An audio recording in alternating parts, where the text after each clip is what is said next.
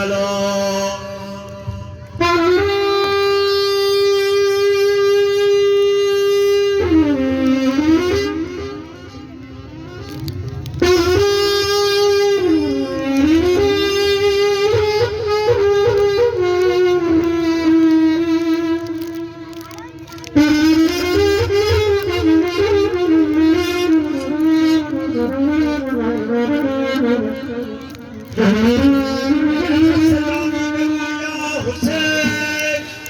اگر ناتوانی بلندتر بگو یا حسین.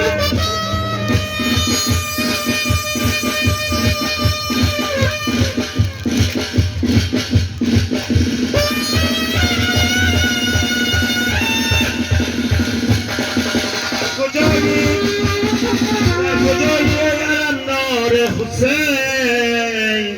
حضرت عباس ماه مشرقه. ای علی اکبر نبودی بی وفا، در کجای قاسم نکت خدا؟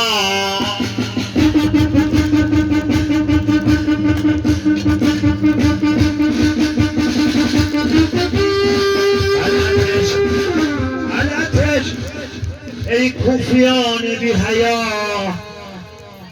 علتش ای ظالمان پر جفا، جرعه آبی دهیدم از وفا، که از آتش احوال من گشت تباه.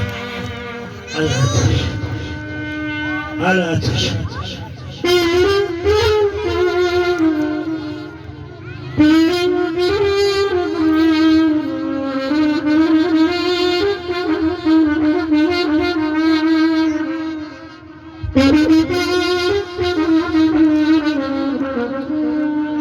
ای زکا افتاد از تیغ سنان،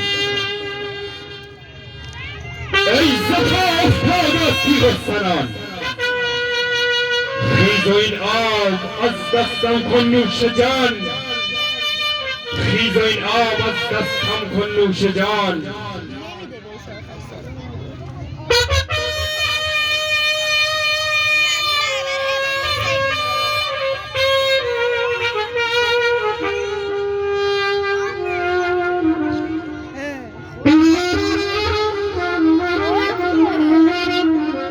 قربان لب تشنت حسین جان،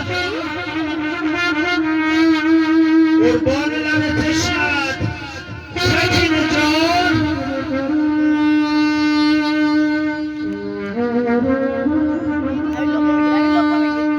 نجایجیم بسوی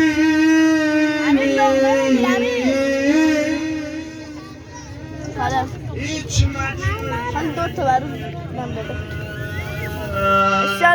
ندای چه مسوی هیچ مدی علی اکبر، ندای چه مسوی هیچ مدی سلاله ناز، و جبر بیشه صحرا